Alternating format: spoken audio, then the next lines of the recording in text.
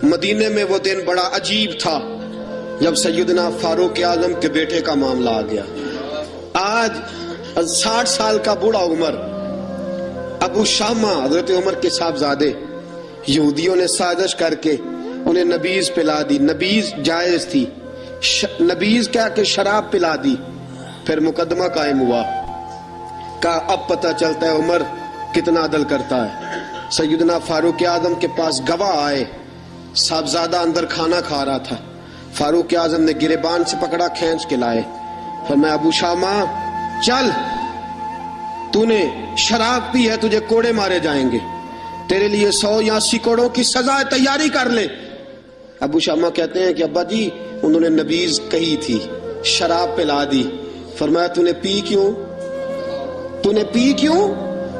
بڑے بزم میں بارشین مسجد نبوی کا فاروق اعظم، اولاد تو بزدل کر دیتی ہے نا بندے کو، اولاد تو کمزور کر دیتی ہے۔ آج مدینے نے عجیب ماجرا دیکھا، حضرت فاروق اعظم کی زوجہ روتی ہوئی آئی، کہنے لگی حضرت جی میرا لخت جگر ہے، ایک کوڑے کے بدلے پیدل حج کروں گی، ایک کوڑے کے بدلے صدقہ اور خیرات کروں گی، میرا بیٹا غلطی کر بیٹھا ہے، یہ کام نہ کرے۔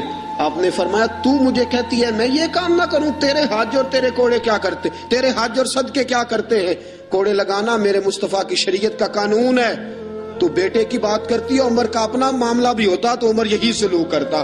لوگوں نے کہا حضرت جی آپ تھوڑی دیر، ابھی ان کی والدہ پریشان ہے، گھر میں پریشانی ہے، ذرا ٹھہر جائیں، کل پرسوں ترسوں سزا دے لیجئے گا۔ فرمایا تمہیں یاد نہیں جب مدینے کی ایک بی بی نے چوری کر لی تھی اور میرے مصطفیٰ کی بارگاہ میں کہا گیا تھا حضور ذرا ٹھہر جائیں، سزا نہ دیں، تو حضور نے فرمایا تھا اگر فاطمہ بھی چوری کرتی تو ہاتھ کاٹ دیتا۔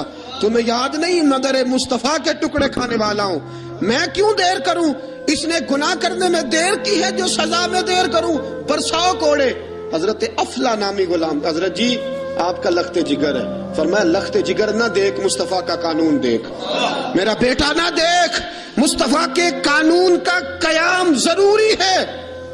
اگر علی بیٹے کی قربانی دے سکتا ہے، اگر لوگ فاطمہ کے بیٹے کی قربانی یاد رکھیں گے تو تاریخ کبھی بھی عمر کے بیٹے کی قربانی نہیں بھولے گی۔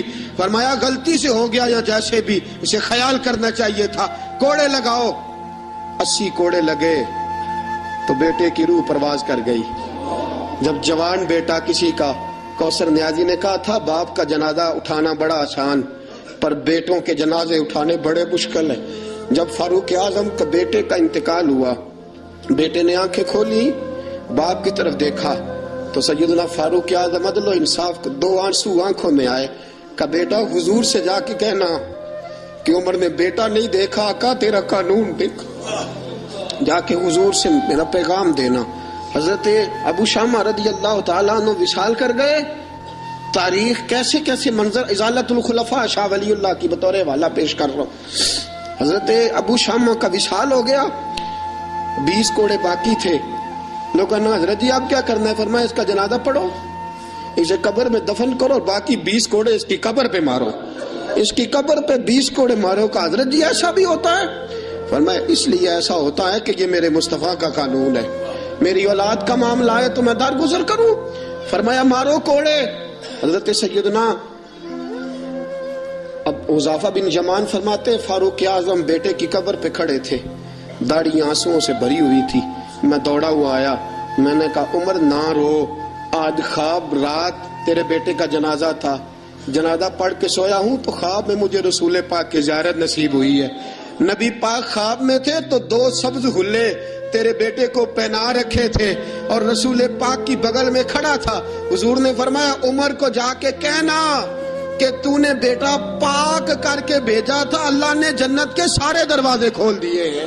اللہ نے اور عمر کو میرا سلام کہنا اور اسے کہنا عمر تیرا حدود اللہ قائم کرنا خدا کو بھی پسند ہے، مصطفیٰ کو بھی پسند ہے۔ ساتھیو اپنے بیٹے کی باری آئی، لخت جگر عمر نے اگر وفا کے رستے میں آیا نا بیٹا، اگر وفا کے رستے میں کھڑا ہوا نا بیٹا، عمر کو نظر آیا ایک طرف قانون مصطفیٰ ہے، ایک طرف عمر کا لخت۔ جوان بیٹا، جوان بیٹے تو بڑھاپے کا سہارا ہوتے ہیں، جوان بیٹوں کو دیکھ دیکھ کے باپ کی آنکھیں ٹھنڈی ہوتی ہیں، لیکن فاروق اعظم نے کہا بیٹا حضور سے جا کے کہنا کہ جب عمر کے لخت جگر کی باری آئی تھی تو عمر نے راہ وفا میں بیٹا بھی حائل نہیں ہونے دیا.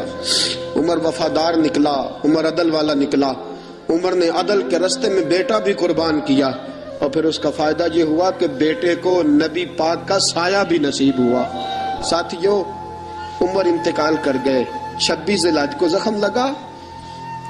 1 محرم کا دن, آج کا دن, حضرت فاروق اعظم کو یاد رکھنا, لوگوں کو بتانا, دن بار عمر کی باتیں کرنا, خراج تحسین پیش کرنا. حضرت فاروق اعظم کو زخم لگا. آپ نے فرمایا اپنے بیٹے سے بیٹا جا حضرت عائشہ کے پاس. گنبد خضرا میں 3 لوگوں کے دفن ہونے کی جگہ ہے. ایک میں ابو بکر دفن ہو چکے, ایک میں رسول پاک کا مزار قدسی بن چکا, ایک جگہ خالی ہے. جا کے عائشہ سے پوچھنا, مجھے پتا ہے وہ 18 سال کی عمر میں رسول پاک پردہ کر گئے تھے. 18 سال سیدہ کی عمر تھی. عائشہ نے جگہ اپنے لیے رکھی ہوئی ہے.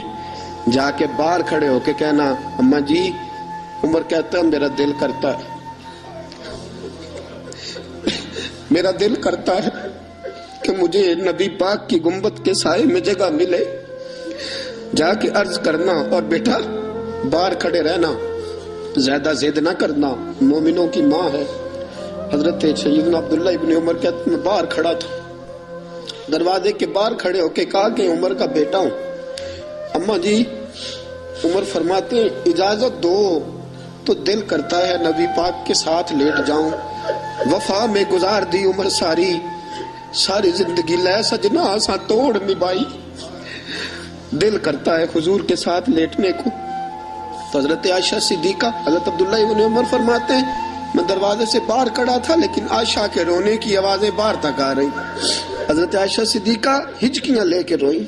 سیدہ عائشہ نے فرمایا عمر سے جا کے کہنا عمر کوئی قبر کی جگہ کسی کو نہیں دیتا, لیکن عمر تو نے وفا کی تاریخ بنائی ہے, عمر تو نے کمال کر دی ہے, عمر تو نے حد کر دی ہے.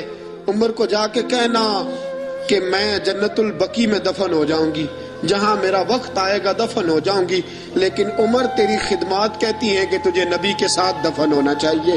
سیدنا عبداللہ ابن عمر فرماتے ہیں کہ جب دفن ہونے کے پانی پر سہیلیاں رنگا رنگ کڑے پرے اوس دا جانیے جس دا توڑ چڑھے. فرماتے ہیں آیا, عمر کو آ کے بتایا, پیشانی خون سے بھری ہوئی.